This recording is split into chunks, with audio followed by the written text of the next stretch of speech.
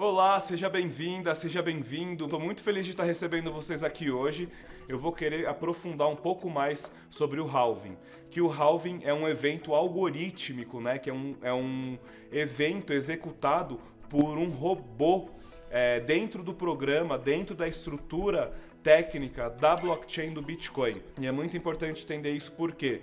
Porque a cada 210 mil blocos alcançados na rede da blockchain do Bitcoin, o algoritmo executa essa ordem que é de diminuir a recompensa. Então imagina lá que quando o Bitcoin foi lançado em 2009 com o bloco Gênesis, o algoritmo automaticamente diminui a recompensa pela metade. Então em 2009 a recompensa era de 50 Bitcoins.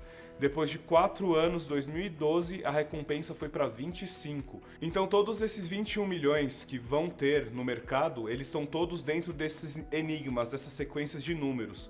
E os mineradores estão atrás de cada Bitcoin escondido nesses enigmas. Por isso que eles colocam tanta força computacional tentando acertar esse enigma. E aí a cada 10 minutos, um acerta. A gente não sabe qual, é um processo randomificado, né? É um processo aleatório, onde um computador consegue acertar essa sequência de números e o Bitcoin cair. Por isso que quando o halving chega, a gente tem menos Bitcoins caindo novos no mercado, né? Se o algoritmo ele consegue diminuir a recompensa pela metade automaticamente, a dificuldade de mineração é muito maior, né? Aqui a gente está entrando muito naquela teoria da economia tradicional, que é a questão da teoria da escassez, né? Por isso que muita gente correlaciona Bitcoin com ouro, né? Já que a gente tem 21 milhões de Bitcoins no mercado, esse é uma unidade limitada que a gente tem no algoritmo. O ouro é um metal muito difícil de achar na natureza, né? Tanto que as grandes mineradoras fazem toneladas de extração de terra para ter 1 grama ou nem 1 grama, 0,01, 0,02 gramas de ouro a cada processo de extração dessa tonelada de terra que eles extraíram.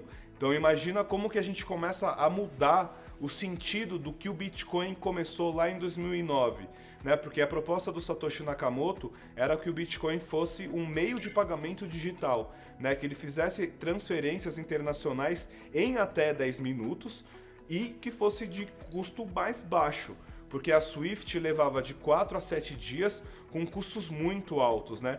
Eu conheço histórias de pessoas que deixaram só de taxa de transação na Swift mais da metade do valor do que eles estavam realmente transferindo. Então olha como era uma mudança de paradigma lá em 2009 a 2012. Quando o Bitcoin começou a se popularizar, essa questão do halving foi um ponto principal que trouxe muitos institucionais e até mesmo governos a causar exposição no Bitcoin, né? A gente tem países como El Salvador, como a Argentina, como Suíça, como Japão, China, que custodiam Bitcoins. Os bancos dos seus países também oferecem serviços de custódia em Bitcoin, porque eles entendem que se você tem 21 milhões de Bitcoins para ser emitido, quanto mais Bitcoin eu tiver custodiado na minha wallet, na minha carteira, melhor vai ser para mim, porque mais escasso vai estar no mercado e maior o preço vai ser. Que aí a gente conecta isso com a teoria da escassez, né? Quanto menos de um ativo eu tenho circulando na mão das pessoas, mais caro ele é, porque é mais difícil de encontrar. O halving é um evento muito importante na comunidade de cripto, porque quando acontece o halving, o Bitcoin fica mais difícil de ter no mercado, o preço dele aumenta e ele puxa o preço de todas as altcoins, né? Então o Ethereum é impactado, a Cardano é impactada, a Solana é impactada. Todos os preços em diversas camadas do mercado cripto acabam se beneficiando do efeito do halving. Então você, novo investidor ou investidor cripto que procura oportunidade para você operar e ter ganhos nesse mercado, o halving é um período maravilhoso. A gente no período pré-halving já está vendo o Bitcoin alcançar máximas históricas. Então imagina quando passar o halving, todas as implementações serem atualizadas, né? Porque lembra que eu falei?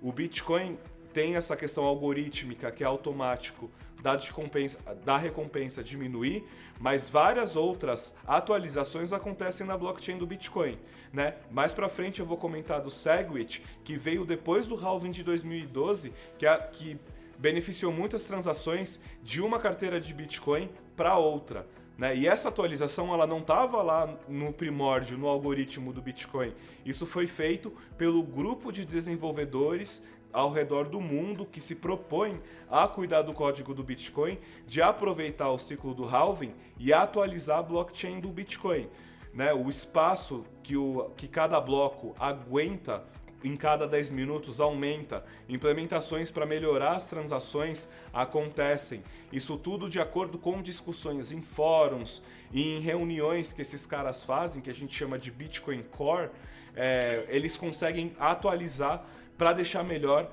a rede da blockchain do Bitcoin. A mais recente que a gente teve foi a questão dos ordinals, né? Da gente ter o padrão BRC20 para estar lançando aplicativo, plataforma, NFT, tudo na blockchain do Bitcoin. Então o halving é um período muito importante, tanto por conta da diminuição pela metade da recompensa dos Bitcoins, por conta das atualizações que acontecem na blockchain do Bitcoin e da oportunidade de ganhos por causa do aumento do preço em cada 4 anos, ou a cada 210 mil blocos atingidos. E aí, muito bom, legal que vocês estão acompanhando a mentoria aqui com a gente, porque agora eu vou dar um zoom in dentro do que é o halving e o que aconteceu a cada período, tá? E aí eu vou estar usando alguns elementos aqui no computador, aqui no celular, para estar enriquecendo cada vez mais a formação e informar vocês de maneira correta, tá bom? Porque a gente está passando pelo 4º ciclo de halving. Então teve 3 halvings antes desse aqui que a gente está passando agora. E o primeiro aconteceu de 2009 a 2012. Quando chegou 2012, foi o primeiro halving e não teve nenhum grande impacto na questão da tecnologia, né? A blockchain ela não teve tantas transformações, porque também a comunidade era muito pequena naquele período, né? Eu cheguei a comentar com vocês que o primeiro lugar que vendia Bitcoin era um site de Magic, daqueles card games, né?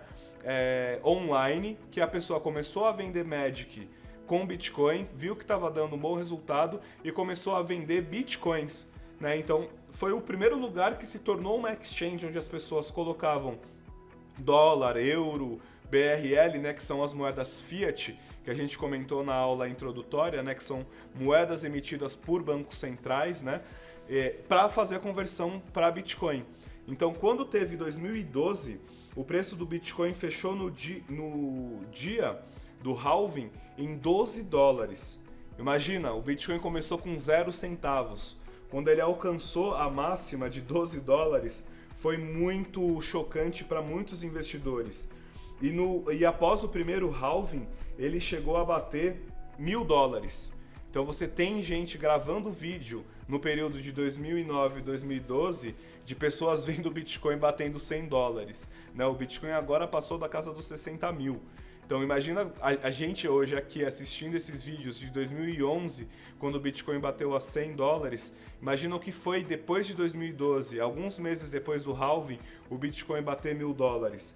Foi incrível, né? A gente começa a ver um crescimento exponencial no longo prazo do Bitcoin. Porque já no segundo halving, a gente tem a implementação da Segwit, tá? Que é a implementação que melhora a performance das transações. E o preço, nesse ano de 2016, foi 20.000 dólares. Então imagina você sair de um mercado que oscilava dos 1.000 a 10.000 dólares e depois do halving de 2016, o Bitcoin chega na casa dos 20 mil. Né? Foi a partir desse momento que os institucionais começaram a entrar com a mão pesada, com mão de ferro no mercado, e muitos governos, como El Salvador, Japão, Suíça, China, começaram a custodiar bitcoins nos seus próprios caixas, e também bancos tradicionais começaram a ofertar Bitcoin para os seus clientes, tá? Porque foi um grande hype, né? Não sei há quanto tempo que vocês estão no mercado, deixa aqui nos comentários para a gente ver se alguém conseguiu pegar essa época de 2016 a 2018, né? Teve muito pump and dump de tokens, que foi a febre das ICOs, né? A ICO, para quem não sabe, é Initial Coin Offer. Então é como se a gente aqui na nossa mentoria, nossa sala de mentoria, criasse um token para a gente arrecadar fundos para todo mundo se encontrar. Deixa eu ver, pode ser aqui em Gramado, né? Com tudo pago, através desse token, a gente começa a vender esse token para investidores externos para fazer um encontrão da mentoria, né? E a gente cria o token MentorCoin. Né? A gente vende isso como uma ICO, arrecada esse dinheiro, transforma ele em dinheiro fiat, paga a conta de todo mundo para vir e faz um grande evento. Né? Até que tem um sentido legal, mas em 2017 a febre das ICOs era tanta que não tinha tão projetos legais como esse aqui eu acabei de criar aqui na hora com vocês, né? Porque tinha projeto muito raso, muito ruim mesmo, né? Porque eles queriam só arrecadar dinheiro. Então 2017 teve um hype muito grande de ICO, muita gente entrou porque o Bitcoin estava batendo ali os 15, 17 mil para no final do ano bater os 20 mil dólares. E a questão da atualização da Segwit melhorou muito a performance de transferir bitcoins de uma carteira para outra, o que levou uma adoção em massa nas cidades de Bitcoin. Né? Aqui no Brasil a gente tem Volante, no sul do Brasil, que é a top 1 das cidades que mais usam Bitcoin como meio de pagamento nos negócios. Né? Então eu posso ir lá e comprar, tomar meu cafezinho com pão na chapa e pagar em Bitcoin. E também tem São Tomé das Letras, em Minas Gerais, que é a cidade cripto, é a montanha Bitcoin, que se chama o projeto, onde eles têm mais de 80 comerciantes já aceitando Bitcoin e também outras altcoins para fazer negócios no turismo local. E aí a gente também tem no Rio, a gente também tem em São Paulo. Você vê que começa a partir de 2017 o mainstream a fazer cobertura do Bitcoin. E aí a gente começa a ter esse padrão de alta que em 2020 o Bitcoin chegou a 68 mil dólares. Isso muito tempo depois do que aconteceu no halving, né? Eu estou usando elementos aqui para lembrar os números certinho, porque são esses números que atraem o investidor que pode cair em golpe. Né? Ele pode cair em golpe de pirâmide, ele pode cair em golpe de marketing multinível, ele pode cair em golpe de Ponzi, de esquema Ponzi, né? E se você não tem essa visão clara dos preços históricos do Bitcoin em cada halving, você vai achar que Bitcoin é dinheiro fácil da internet. E não é. Tem todo um aparato tecnológico que afasta o Bitcoin das pirâmides e de todos os outros golpes financeiros que ficam em pólvora quando o Bitcoin atinge as máximas históricas e muita gente acaba perdendo dinheiro. Por isso que essa mentoria é importante, por isso que você tem que descobrir o que está por trás do Bitcoin, o que está por trás do halving, o que faz com que o Bitcoin chegue nesses preços altíssimos, né? Que a gente não vê isso em ações, a gente não vê isso em Forex, a gente não vê isso em mini índice, a gente só vê esse tipo de comportamento de mercado em Bitcoin, porque é um mercado descentralizado, onde o code is law, né? O código é a lei e a comunidade faz tudo acontecer. Por isso que entender o halving e o histórico dele faz você ter mais autonomia, mais confiança em fazer o seu trade e operar nesse mercado de Bitcoin. Legal, agora a gente vai aprofundar um pouquinho mais sobre o halving, sobre as melhorias que aconteceram nesse período, tá? Porque hoje o Bitcoin ele traz muito volume de negociação e de market cap, né? De capitalização de mercado. Então o Bitcoin alcançou a marca de $1 trilhão de capitalização de mercado, mas não foi do dia para a noite, né? Levou anos para o Bitcoin fazer sucesso da noite para o dia. Lembrando que esse ano faz 15 anos que o Bitcoin está no mercado e muitas melhorias aconteceram pelas BIPs, né? BIP, que são formas da comunidade fazer propostas de melhorias. Uma delas foi a Segregate Witness, que melhorou muito a questão da transferência de bitcoins de uma carteira para outra. Também ajudou na capacidade de armazenamento das transações em cada bloco. E isso abriu caminho para que soluções de segunda camada começassem a surgir. Né? Por exemplo, a Lightning Network, a LN, que ajuda muito na questão de acelerar as transferências de uma carteira para outra quando se faz transferência de Bitcoin e também para deixar com um custo menor. Então ela como se fosse uma segunda camada em cima da blockchain original do Bitcoin. A original fica aqui embaixo para receber essas transações, né, em grande escala, enquanto na camada da Lightning vai acontecendo transações quase que instantâneas para acelerar a usabilidade no comércio. Né? Eu comentei de algumas cidades aqui no Brasil, muitas delas usam o Bitcoin na Lightning Network por conta dessas melhorias. né? Uma melhoria legal também que eu acho muito interessante de trazer foi uma que aconteceu em 2020, que foi quando o Bitcoin alcançou a máxima histórica de $68 mil, que foi o Taproot, né? Ou Taproot, que foi uma melhoria que juntou 3 propostas que a própria comunidade do Bitcoin tinha organizado para que essa atualização trouxesse assinaturas que proporcionassem uma forma mais eficiente e segura dessas transações serem assinadas.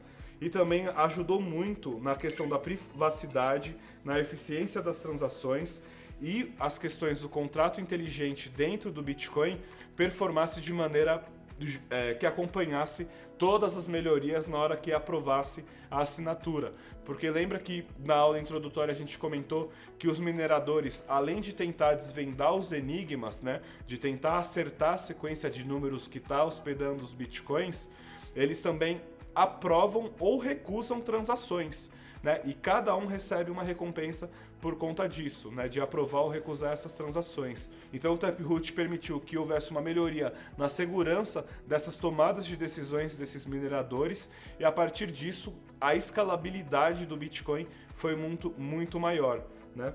Então hoje a gente está esperando atualizações mais complexas na rede do Bitcoin. A gente está acompanhando de perto para ver o que vai surgir de proposta da comunidade agora em abril, que vai chegar aos 210 mil blocos. Vamos ver quais tipos de melhorias vai acontecer na rede da blockchain do Bitcoin, principalmente porque a gente tem muitos institucionais tradicionais colocando o Bitcoin para ofertar para os seus clientes, né? Os próprios ETFs fazem uma mudança estrutural na blockchain do Bitcoin sem impactar o que o algoritmo traz lá desde 2009, onde isso é imutável, mas as propostas de melhorias são desencadeadas pela própria comunidade. A questão do BRC20, né, dos ordinals, veio também em 2020, onde as pessoas podem lançar plataformas, aplicativos, NFTs na blockchain do Bitcoin, veio junto com essas propostas da própria comunidade. E isso que vai manter a rede viva. Porque pensa comigo, se bateu lá 21 milhões de bitcoins emitidos, por que os mineradores vão continuar mantendo a rede do Bitcoin no ar? Para receber as taxas de transações que acontecem a cada emissão de um novo NFT, a cada emissão de um novo aplicativo descentralizado. Então os mineradores vão continuar mantendo a rede porque eles vão ganhar em cima de aprovar ou não aprovar as transações de cada usuário. Então por isso que essa evolução na rede da blockchain do Bitcoin é muito positiva quando a gente pensa no modelo de negócio. Mas muitos bitcoins maximalistas, que é o perfil de investidor que só enxerga Bitcoin como meio de pagamento, enxerga essa questão do BRC20 como se fosse uma pichação na blockchain do Bitcoin. Só que eles não entendem que o Bitcoin já perdeu aquela característica como meio de pagamento e se tornou reserva de valor. Então a gente manter a rede da blockchain do Bitcoin interessante para os mineradores é fundamental para que essa rede continue saudável.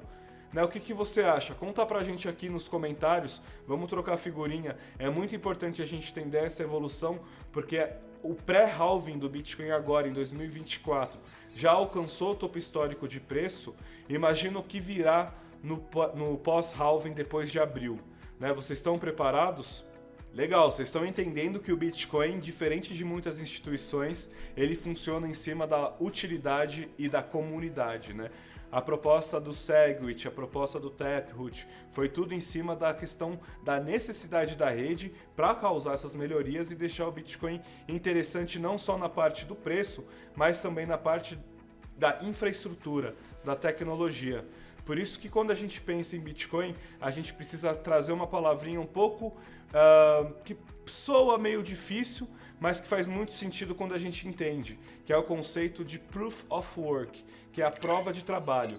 O algoritmo do Bitcoin que faz a execução do halving acontecer a cada 210 mil blocos, vem dessa força do algoritmo da prova de trabalho, que é o quê? A máquina que consegue chegar na sequência de números daquele enigma e receber a recompensa, ela está desprendendo força computacional, está ligado na tomada, desprendendo energia para que essa blockchain do Bitcoin aconteça.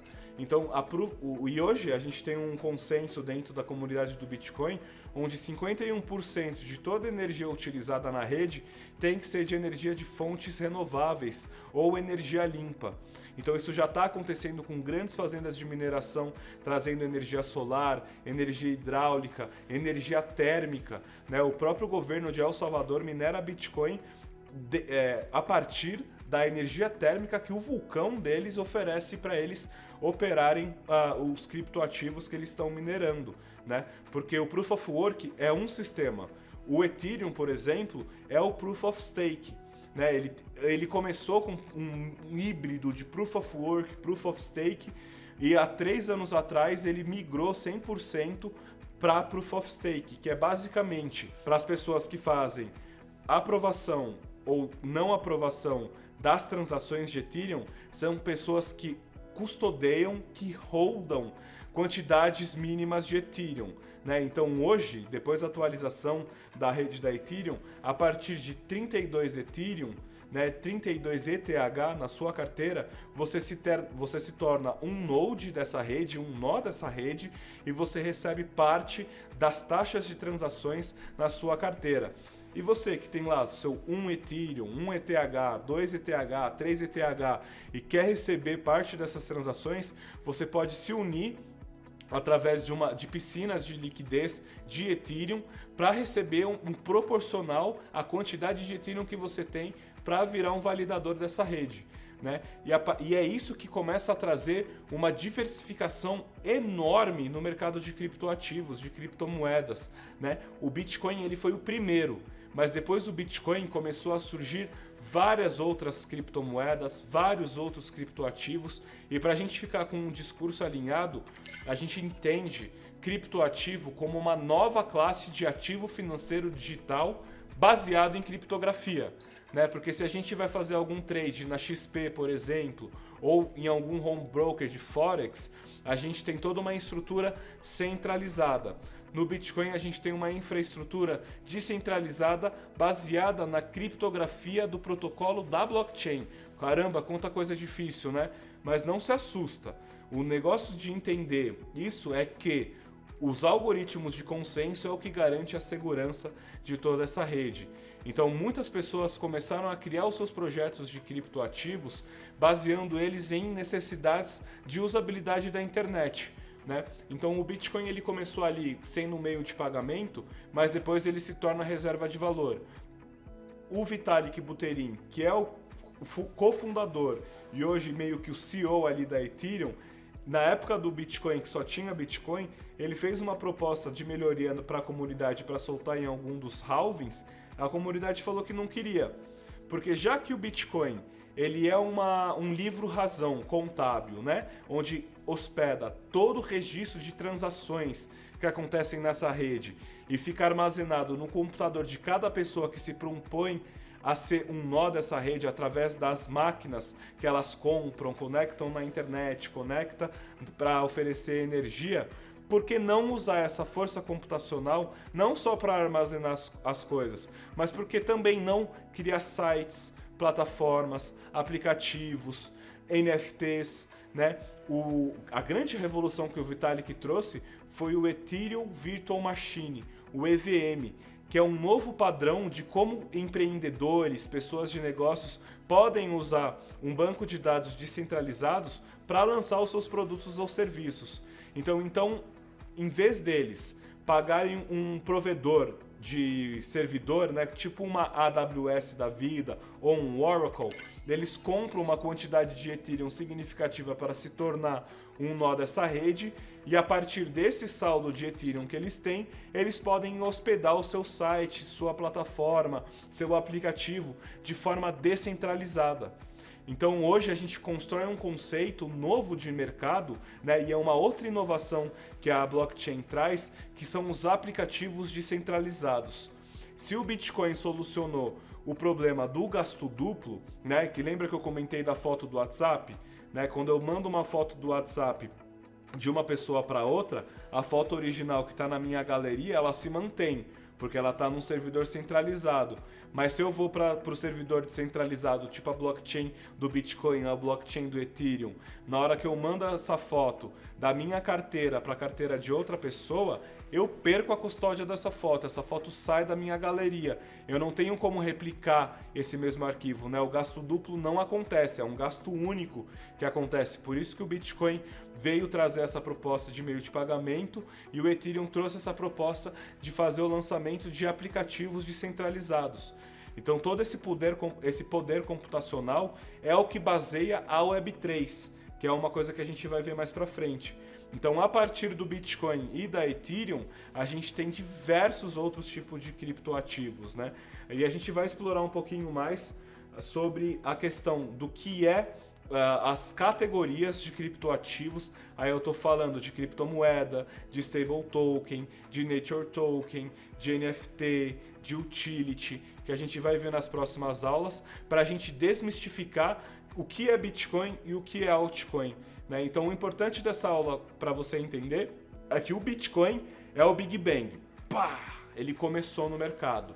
Depois desse Big Bang, o universo só começou a expandir e de forma acelerada, porque hoje a gente tem mais de 15 mil tipos de criptoativos no mercado, né? E tudo que não é Bitcoin se torna uma altcoin, né? Então, o Ethereum é uma altcoin. Ele veio do Bitcoin, ele traz uma bifurcação que a gente chama, né, que é um fork. Ele traz uma rede paralela ao Bitcoin para desenvolver a sua própria rede, né? Lembra que eu comentei que o Bitcoin é Proof of Work e a Ethereum começou com Proof of Work e Proof of Stake, como se fosse um híbrido, e depois passou por um novo fork, uma nova atualização da rede, onde ela ficou 100% em Proof of Stake. Né? Mecanismos de queima de tokens foram implementados, uma série de mudanças na rede da blockchain da Ethereum aconteceu para que ela pudesse ficar 100% no Proof of Stake. Então tudo que não é Bitcoin é altcoin. E agora a gente vai ver quais são os tipos de altcoin que a gente tem no mercado. Maravilha, só de vocês estarem aqui comigo até agora, aguentando tanto termo técnico, diz que vocês estão realmente atrás da sua liberdade financeira e da sua autonomia financeira. Né? Vocês viram que o Bitcoin mudou a minha vida, eu espero que transforme a vida de vocês. Né? Eu comentei lá do workshop que eu fiz com o Blockchain Research Institute Brasil, onde a gente fez o primeiro curso descentralizado e distribuído no mundo. Né? É um curso que muda realmente vidas e negócios. E o sentido dessa mentoria não é só vocês saírem daqui fazendo trade, mas também tendo ideias de negócios. Por que não criar um produto ou serviço Web3? Né? Por que não criar uma organização autônoma distribuída, descentralizada? Né? Tem muitas oportunidades nesse mercado. E aqui nessa aula a gente vai começar a desmistificar e conhecer um pouquinho do para onde a gente pode ir e até mesmo como montar a minha carteira de exposição em criptoativos. Porque agora a gente vai falar um pouquinho mais sobre as categorias de criptoativos. Né? A gente já entendeu que Bitcoin é o Big Bang, é o começo de tudo, e a partir dele teve diversas outras criptos que trouxeram diferentes soluções. Enquanto o Bitcoin resolvia o problema do gasto duplo, que é o double spend, e a questão de servidores centralizados, ele descentraliza os servidores em máquinas ao redor do mundo inteiro. A Ethereum, por exemplo, ela descentraliza o poder computacional para empreendedores, pessoas brilhantes que querem realmente fazer alguma mudança no jeito que a gente usa a internet, tenha condições de ter Ethereum na sua carteira e a partir dessa quantidade de Ethereum poder lançar plataforma, produtos, serviços na blockchain.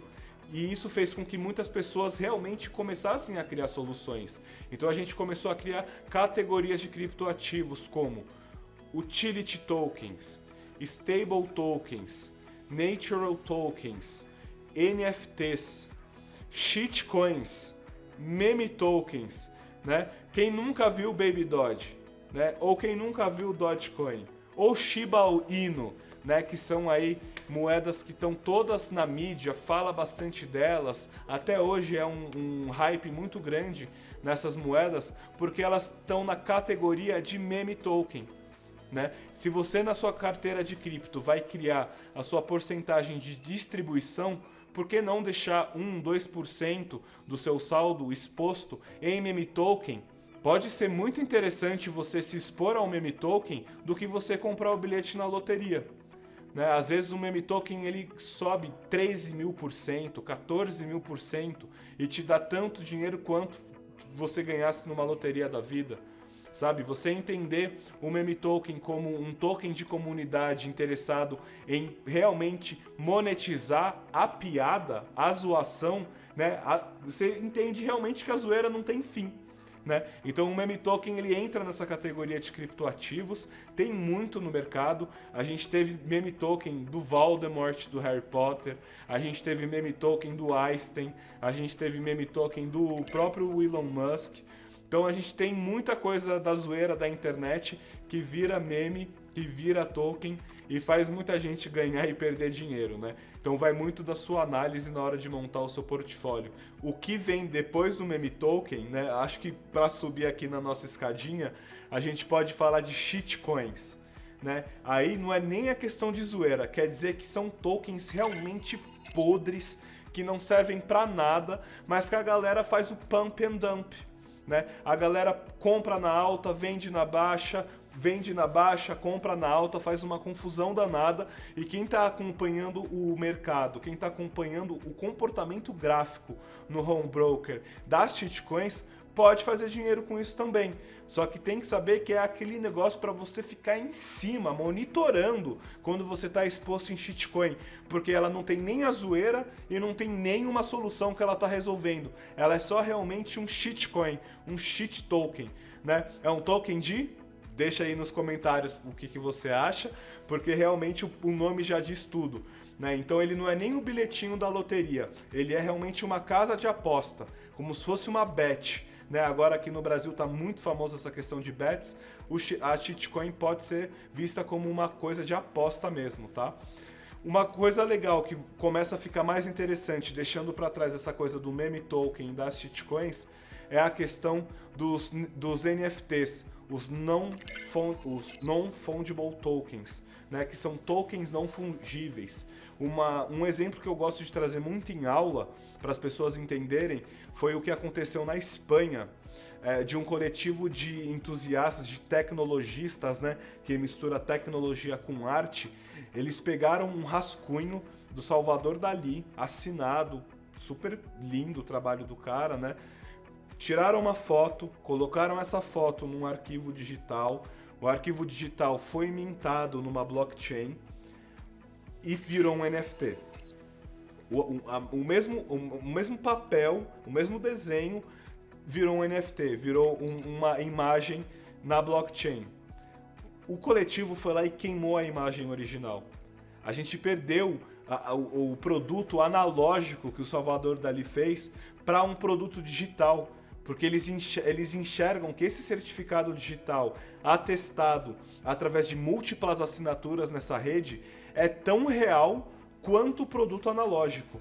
E hoje você consegue comprar essa imagem, eu não lembro o nome agora, mas vocês dando um Google, vocês acham rápido essa história porque chocou o mundo inteiro, porque a gente entende muito bem o que significa essa assinatura digital na blockchain daquela imagem. A cantora Björk também, ela fez em 2017 um álbum totalmente em NFT, só que com áudios e não com imagem, onde os royalties eram distribuídos por smart contracts a cada pessoa escutando, usando aquele arquivo. Né? Então o NFT ele não muda só a forma de como a gente usa o dinheiro, mas também como que essa ponte entre o analógico e o digital funciona. Então vale ter uma exposição em NFT? Né, vale a pena ter os macaquinhos lá que o Neymar comprou? Né, a gente vê, é uma coisa para se pensar. Né? Eu, no meu trabalho, no meu hobby, por exemplo, não valeria a pena eu criar uma galeria com o meu trabalho em NFT? Sabe, são coisas que a gente pode usar do mercado de cripto para se beneficiar muito além do trade. O trade é uma parte muito importante, mas o que está por trás disso? Como que eu posso ganhar dinheiro com isso, fazendo trade e me tornando profissional dessa área, né? Então, eu comentei lá na minha apresentação sobre o MBA que tem da INSEAD Business School com o Blockchain Research Institute do Canadá, com o Don e o Alex Tapscott, ensinando e trazendo profissionais da indústria. É um puta curso. Por que não fazer um? Né? Não preciso focar, eu posso ter múltiplas oportunidades nesse mercado. Porque depois que eu entendo que NFT, o Natural Tokens, me ajuda demais a montar projetos e até me beneficiar num período de trade para operar projetos de finanças regenerativas, que é de ReFi. Então, empresas que estão fazendo emissões de créditos de carbono, ou reflorestamento, ou preservação ambiental, se tornam natural tokens que, através da tecnologia blockchain, pega toda aquela parte institucional, legal opinion, regulação, transformam isso em tokens e fazem o trade no order book. Porque depois que você tem isso, você tem as stable tokens. Né? Você enxerga lá quando você abre a sua conta na exchange o SDT, o SDC, ou seja, cada um SDC, por exemplo, equivale a $1, é 1 para 1.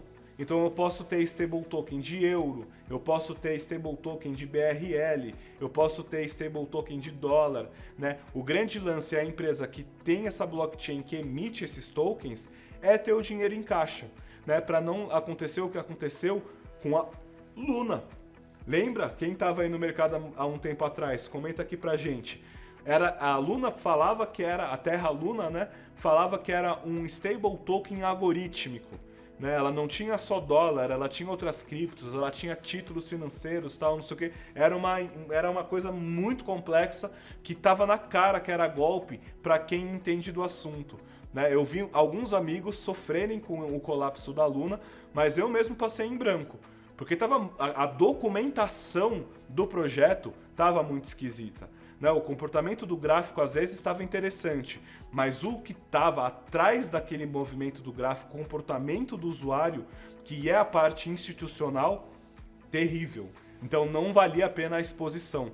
Então foi através dessa análise fundamentalista que eu consegui me salvar do colapso da Luna, né? que se dizia uma stable token.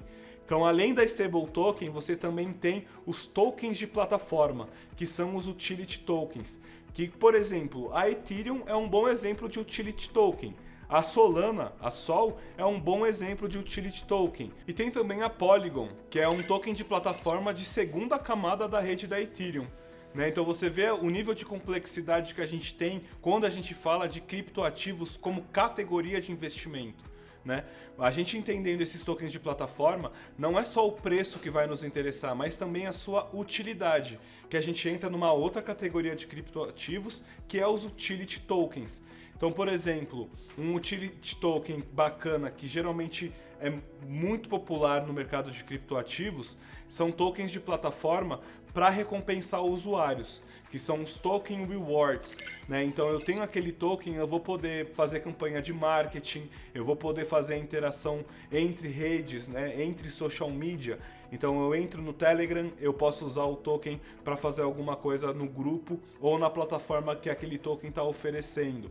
Eu entro no Discord, eu tenho mais oportunidade de fazer negócios com as pessoas do grupo do Discord usando aquele token. Ou eu posso mesmo acessar serviços e produtos usando aquele token, tendo uma utilidade funcional na plataforma ou no aplicativo.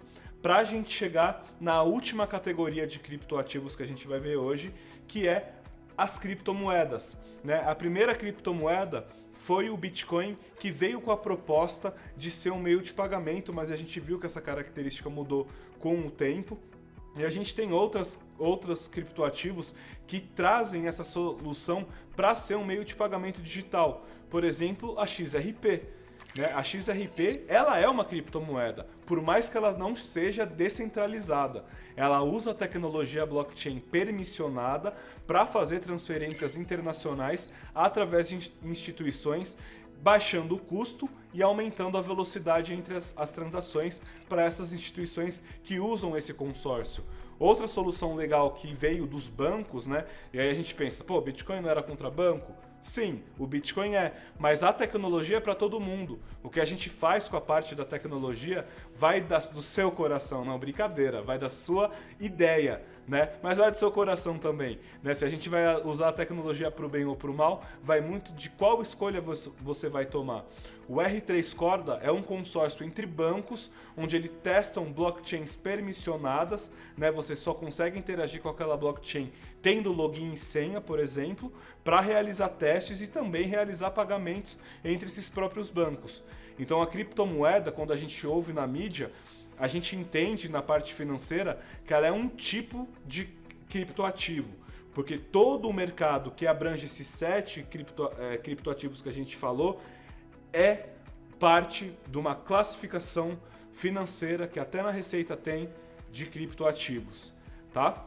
Então é muito importante você ter essa noção na hora que você for construir seu portfólio, porque você vai estar lá na exchange, por exemplo, vai estar 70% em uma, 20% em outra, 10% em outra, sabe? Mas na sua planilha você pode colocar quais moedas são criptomoedas que eu estou exposto. Pá, tenho ali na minha planilha. Quais utility tokens que eu estou exposto? Pá, tá ali na minha planilha. Quais são os NFTs que eu estou exposto? Tá ali. Né? Então você consegue ter uma visão melhor, uma gestão melhor. Né? Tokens de plataforma, tem o token da Uniswap, da PancakeSwap, né? Que são tokens para interagir nesses ambientes. Vai estar lá na sua planilha. Então você explorando essas categorias de criptoativos vai te dar uma boa visão de como analisar os dados on-chain deles, aproveitar a oportunidade e saber por onde você está andando. Né? Não é tudo criptomoeda, não é tudo token de plataforma, não é tudo NFT. Tem as suas diferenças, porque são diferentes de forma tecnológica. Legal, agora a gente vai dar um zoom in nessa análise on-chain, fora do gráfico, onde a gente vai trazer mais dados fundamentalistas na hora que você for analisar um projeto de cripto para causar sua exposição nele. Tá? Um dos pontos muito importante é você entender a capitalização de mercado. Por quê?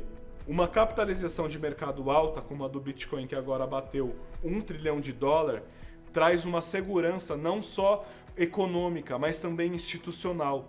Imagina quantas pessoas, quantas instituições não estão envolvidas no mercado de Bitcoin para que ele bata $1 trilhão de capitalização, né? De dinheiro que está rodando, de dinheiro fiat que está rodando nesse mercado. A da Ethereum, que é de bilhões de dólares, né? A Ethereum a gente sabe que o market cap dela é altíssimo porque tem empresas enormes atrás dela. Né? A gente tem, além de estar centralizado no Vitalik, a gente tem a AWS. A AWS é uma das maiores provedoras de liquidez para o mercado da Ethereum. A Ethereum usa sistemas AWS, né? O Vitalik adora a AWS. Então, a gente entender quais são as instituições, os governos, as pessoas que estão junto do projeto como parceiros ou mesmo apoiadores, faz toda a diferença na hora que você olha a capitalização dele.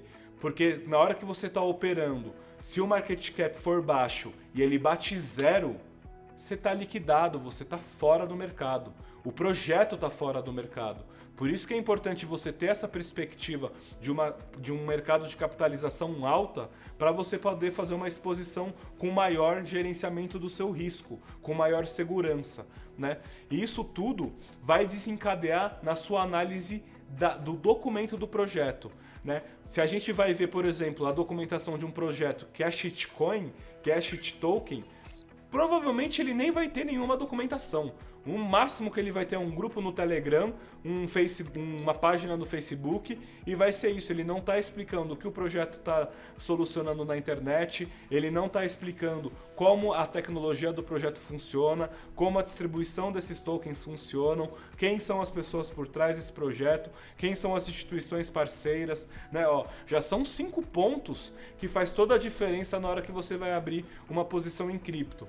Quando você está lá no mercado tradicional, por exemplo, no TradFi, né? Você não olha os relatórios offshores que as empresas publicam, né, para falar de quanta receita ela fez naquele ano, quantas pessoas ela contratou. no mercado de cripto, existem documentos muito parecidos com eles, mas que vão trazer uma perspectiva mais de solucionar os problemas da internet e principalmente solucionar o trilema cripto, que se apoia em 3 pontos fundamentais: a escalabilidade, a descentralização e a segurança. Todos os projetos, né, eles querem ser escaláveis, eles querem ter baixo custo de adoção em massa, eles querem ter a melhor segurança, seja apoiada na criptografia ou também adicionando outros elementos de segurança na parte da criptografia e também na descentralização, para que uma pessoa não tenha acesso ao botão de liga e desliga do projeto. Então isso tudo vai estar escrito no white paper do projeto. Se você vai se expor a um criptoativo, seja de qualquer categoria que a gente falou antes, e ele não tem um white paper, já é um ponto para você ver que ele é uma shitcoin. Porque se o Bitcoin tem um white paper, se a Ethereum tem um white paper, a Solana tem um white paper, a Cardano tem um white paper, por que um projeto que não é tão conhecido quanto esses não vai ter um white paper? Porque ele pode ser malicioso. Então, um white paper bom que você tem que ver são white papers que mostrem a questão de que problema esse projeto está solucionando, seja relacionado ao trilema cripto ou algum problema que a internet apresenta hoje, seja de privacidade de dados, centralização das big techs, centralização do sistema financeiro através das instituições financeiras, whatever. Ele vai mostrar isso no white paper, então é o objetivo desse projeto que a gente tem que ver. Outra coisa que a gente tem que ver é se o código-fonte desse projeto ele está disponível para ser auditado, se ele é um projeto público, né? Se ele tem link do GitHub, se ele tem link de alguma livraria de programação, de livraria técnica disponível para você ir lá ver, mesmo que você não entenda, mas saiba que pode ser acessado. Isso é muito importante porque traz muita transparência para o projeto. Outra coisa que é interessante de ver é quem é o time do projeto. Quem são as pessoas que estão por trás desse projeto? Às vezes o white paper não precisa trazer o link do LinkedIn da pessoa ou o nome completo da pessoa. Às vezes é um projeto de comunidade onde tem caricaturas, tem animações que fazem com que esse projeto tenha uma comunidade que está por trás dele, que também é válido. Mas é muito melhor quando você tem C-levels, que você tem uma estrutura diferenciada que mostre o rosto das pessoas no projeto. Outro ponto importante de um white paper são os parceiros institucionais, né? Se ele está na mídia, se ele está com alguma empresa utilizando a solução dele, ou um venture capital que está investindo no projeto, que está custodiando os tokens, que está fazendo com que o projeto cresça, seja visto, né? Isso é um ponto fundamental. E tem outras pormenores que vale muito a pena quando você está fazendo uma análise de negócio, não só de investimento, não só de trade, né? Então esses pontos são muito importantes quando a gente pensa num white paper, que geralmente um white paper vai estar linkado ao tokenomics, né? É dentro do tokenomics que vai estar toda a lógica de distribuição desse token. Se esse token tem um limite de emissão, se esse token não tem limite de emissão, aí se ele não tem, qual é o mecanismo que ele faz para que gere escassez de mercado? Porque a gente viu lá no começo da mentoria que o do Bitcoin tem o Proof of Work que gera o halving, a diminuição de recompensas de Bitcoin a cada 4 anos, que significa menos Bitcoin no mercado, que gera essa questão da escassez. Como que eu vou deixar o preço daquele criptoativo interessante tendo um monte de tokens rodando? Hoje em dia, uma das soluções mais populares são mecanismos de queima de tokens, né? Ou burn, né, que eles chamam. E tem vários outros, mas isso vai estar no tokenomics. Outra coisa interessante também de ver num tokenomics é quanto que esse token é distribuído, né? Você geralmente tem um gráfico em pizza e essa pizza é fatiada por porcentagens de distribuições para o conselho do projeto, para a comunidade do projeto, para fazer marketing, para fazer as atividades do projeto, sabe? Ele já sai com isso de fábrica dentro do tokenomics e geralmente é um smart contract que faz essa distribuição, né? Então, você está vendo como a partir desses dados fundamentalistas já vou saber se eu vou ou não me expor a esse token? Se eu vou deixar o meu dinheiro suado num token que é shitcoin, que não tem nem white paper, que não tem nem tokenomics, né?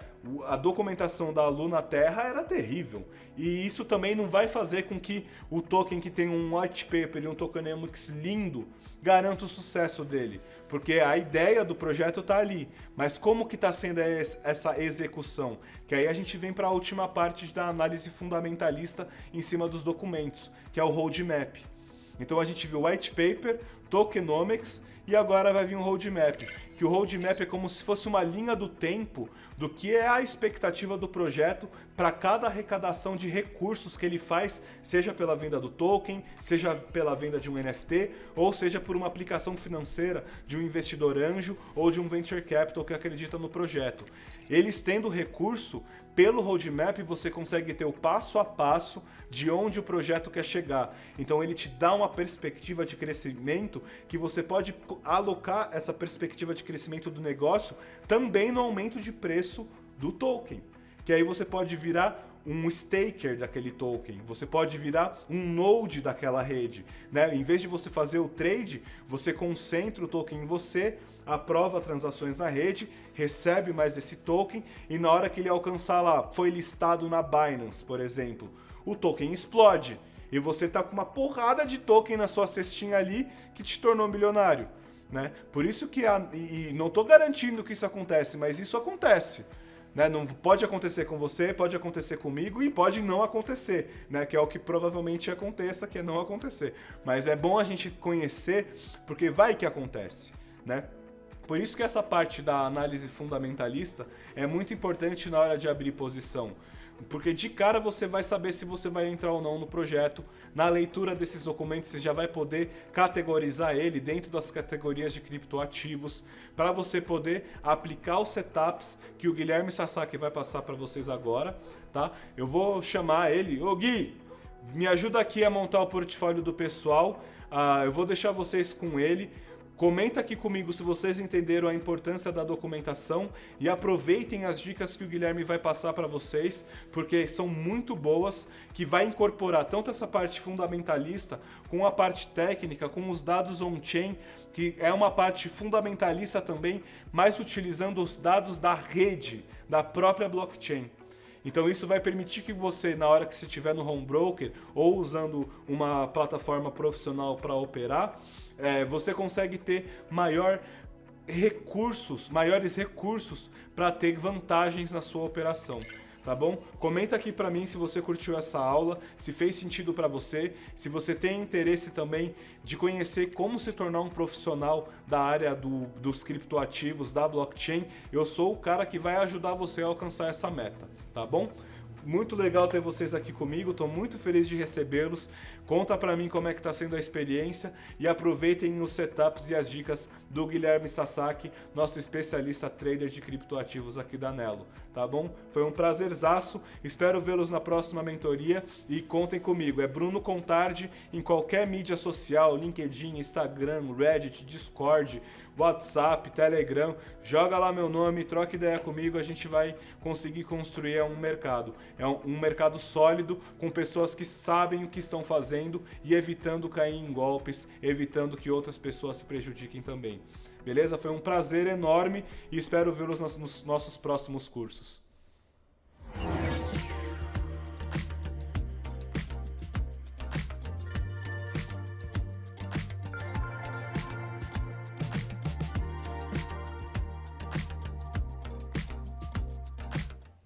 Bom, pessoal, que aula completa aqui do Bruno, muito conhecimento, né? Toda vez que eu acompanho ele aqui, meu parceiro, eu fico até impressionado e aprendo sempre um pouco mais com o Bruno. E agora, muitas pessoas estão se perguntando, vendo esse conteúdo. Tudo bem, entendi os conceitos de tipos de token, como é que funciona cada um, história do Bitcoin, halving e assim por diante.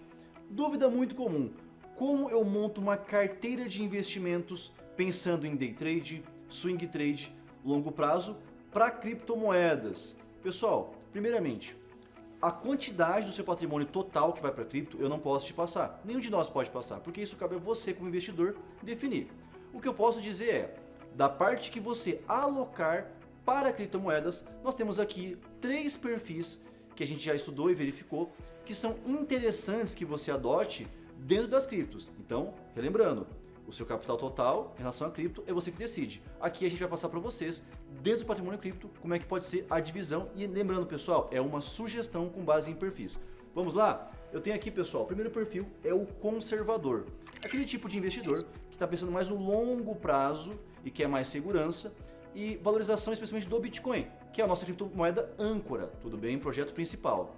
Nesse caso, a indicação é alocar 70% do capital em Bitcoin, 20% em Ethereum, que é uma criptomoeda com boa valorização e bom potencial para o longo prazo, e 10% para novos projetos, tudo bem? Ou seja, projetos que você acredita e vai entender conosco na mentoria serem promissores, você vai colocar 10%. Essa é a carteira conservadora, tá certo? Temos também o perfil intermediário, que quer introduzir no seu portfólio o swing trade, não o day trade ainda, tudo bem?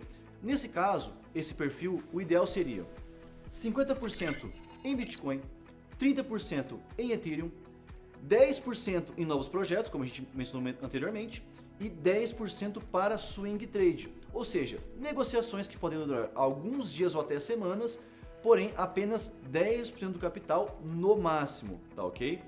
Isso nos leva para o perfil arrojado, que entrar no day trade, começar operações um pouco mais de maior risco para buscar um maior retorno também. Nesse caso, a composição vai ser de 20% em Bitcoin, que é como se fosse uma âncora para os seus investimentos em criptoativos, 30% em Ethereum, que seria aí uma segunda parte da sua carteira, que tem um potencial para longo prazo muito bom, especialmente comparado com o Bitcoin, 30% para novos projetos, então aqui você vai começar a colocar bastante token novo, claro pessoal, através da mentoria, entendendo quais projetos e quando comprar esses projetos para poder ter valorização no longo prazo, tudo bem?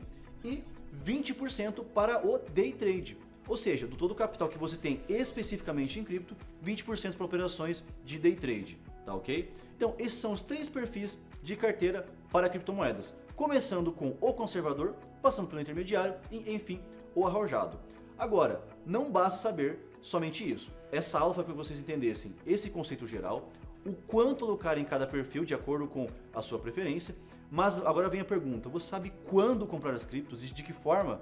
Isso na segunda aula você vai acompanhar com a gente, então fique atento, já fica aí esperando, já salva o link que a gente vai estar aqui com a segunda aula, onde a gente explica, além de quais criptos, como é que você escolhe elas, em qual momento você deve comprar ou não alguma cripto, tudo bem? Porque simplesmente comprar em hora errada também não funciona, certo?